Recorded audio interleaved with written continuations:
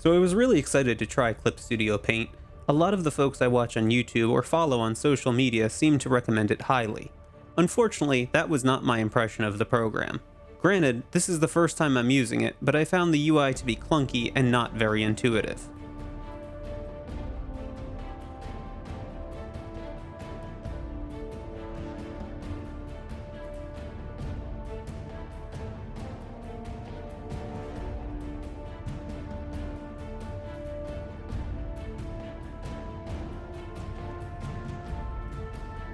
To give it a fair shake, in comparison to my earlier MS Paint videos, I am attempting the same type of project.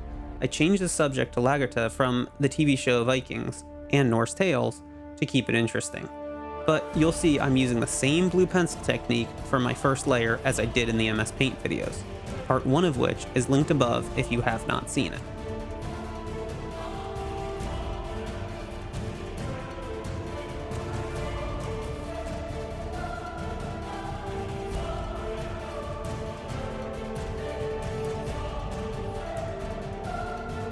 My biggest issue with Clip Studio Paint is that it is overwhelming for a first-time user, and the UI is not very intuitive. At one point in the video, you'll see I changed the canvas type to something else, and no matter how hard I try to find that later, I could not. A quick internet search also did not yield any helpful answers. In defense of Clip Studio Paint, I will say that there are a lot of options, such as with this circle tool to adjust the nodes, which are the little boxes, and warp as you would like it to. It didn't work well for me here, but that was more because I wasn't familiar with the tool yet versus it not being effective. This tool was the biggest disappointment for me. I was looking forward to using this magic wand selection tool, which was supposed to figure out where my shapes were and even close lines that were not closed. I usually struggle to close all my lines, so it was really exciting to hear this, but it was again confusing. It defaulted to select the outside of the drawing, and even when I figured out how to flip it to the inside of the drawing, it overpainted, as you will see later with the blue color I put underneath. I did like that you could rotate the canvas like you could a sheet of paper on a desk, as this mimicked real life. You will also see I took some liberty with her braids and hairstyle versus the original photo, which was too intricate to accurately depict.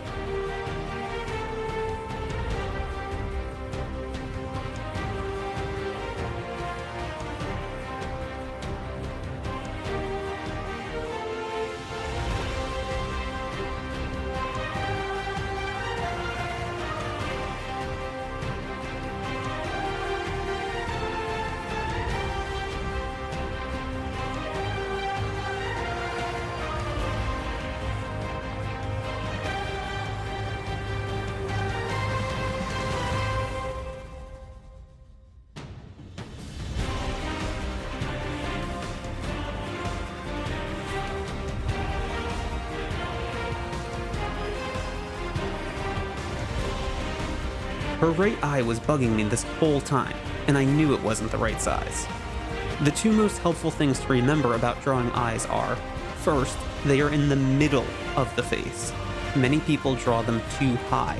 And second, they should be both the same height. Think of the eyes like the cream in an Oreo cookie. You want the cream to be evenly spread between both cookies.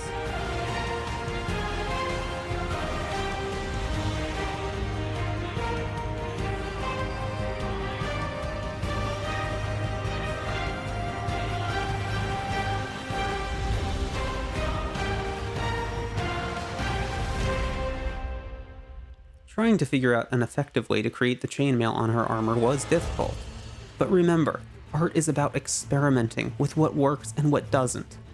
I know I make better art when I'm relaxed and having fun.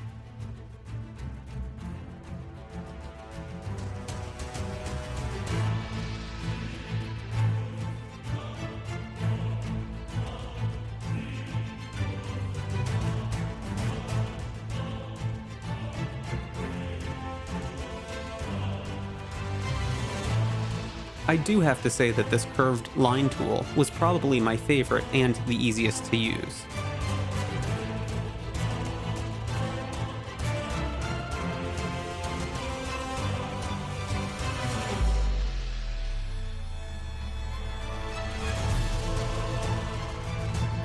This was the magnetic lasso tool.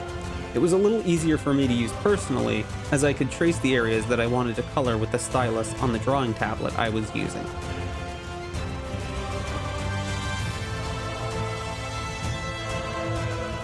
I tried a few different brushes here. However, I noticed that I had to push really hard for the program to register a stroke and be almost 100% vertical. This may have been fixed by some calibration, but as stated earlier, I struggled to find simple tools, including a color palette, once I started painting.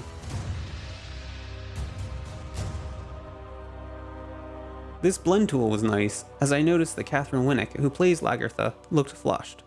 This could be either from the exercise of a battle scene or the cold weather, but I noticed there was a lot more red in certain areas like her cheeks, which the blending tool helped to add smoothly.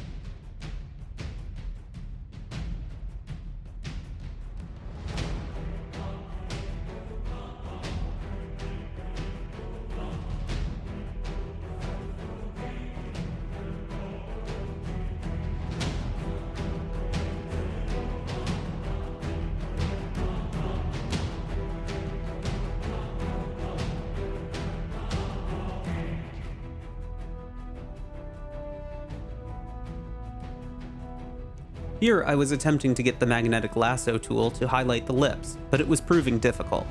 Again, in defense of Clip Studio Paint, I do have to say that setting a reference layer is really easy, as well as a reference folder. Honestly, I can't remember what the situation was, but usually things like this, it's either that you're on the wrong layer, or you're referencing the wrong one. Full disclosure, I wasn't sure what color eyes Catherine Winnick actually has. I thought they'd look cool in this sort of olive hazel green, so I went with it. The beauty is, when it's your art, you can do whatever you want.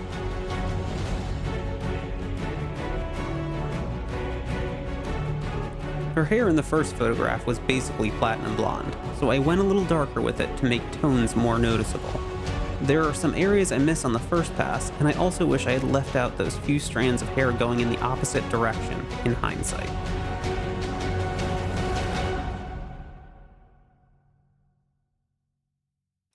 Here you can really see how the blue undertone overpainted around the shape despite it being selected with the magic wand tool. I kept it in and didn't erase it for demonstrative purposes.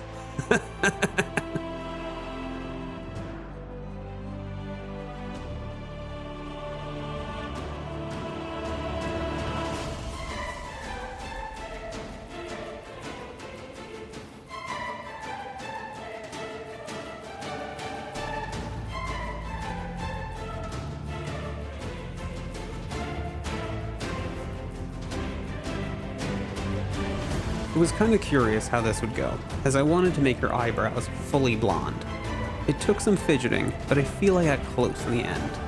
Just remember, with each new piece, you're going to be improving your skills. This brush was an amazing help for a painting of a Viking shield maiden. The Blood Splatter Brush.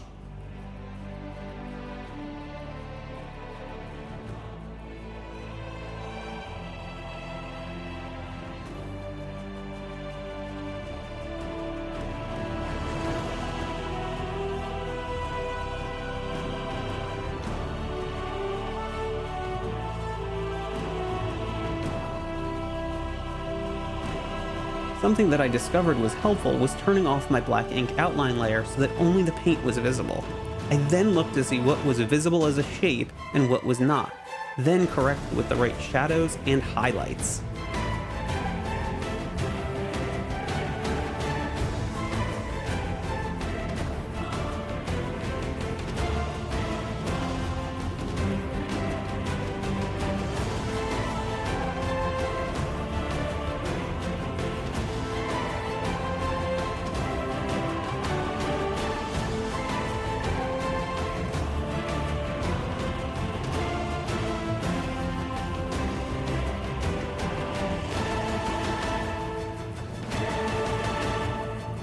If you saw the MS Paint video, you know that this is my favorite trick to give the eyes more life.